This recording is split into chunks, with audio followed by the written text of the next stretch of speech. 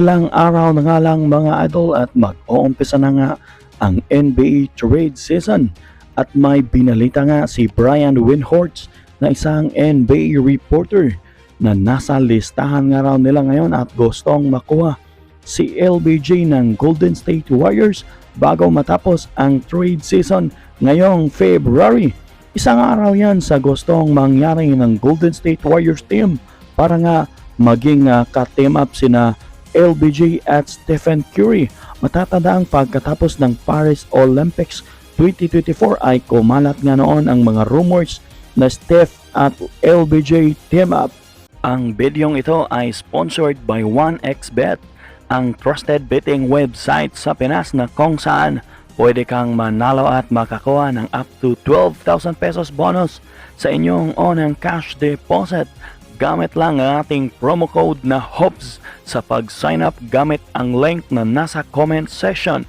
Manood at mag-bet sa mga paparting na mga basketball games tulad ng PBA, NBA at iba pa. Siguraduhan nyo lang mga idol na maging responsable sa inyong pag-bet.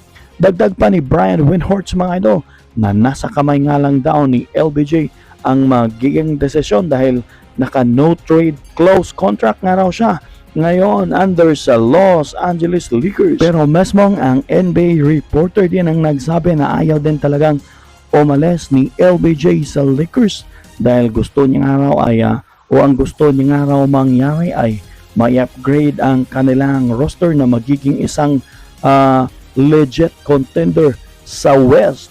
Dahil kita nyo naman mga idol, ang naging standing nga ng Lakers sa ngayon ay nasa 8 seed nga sila at nasa number 26 nga sila in terms of defense. Dagdag pa ni Brian Windhorst dahil nga raw sa hindi magandang performance ng Lakers ay kinakailangan nga raw ng kanilang koponan sa ngayon ay ang isang maasang sentro na pwedeng pamalit kay Anthony Davis. But I would just say with LeBron, it's up to him.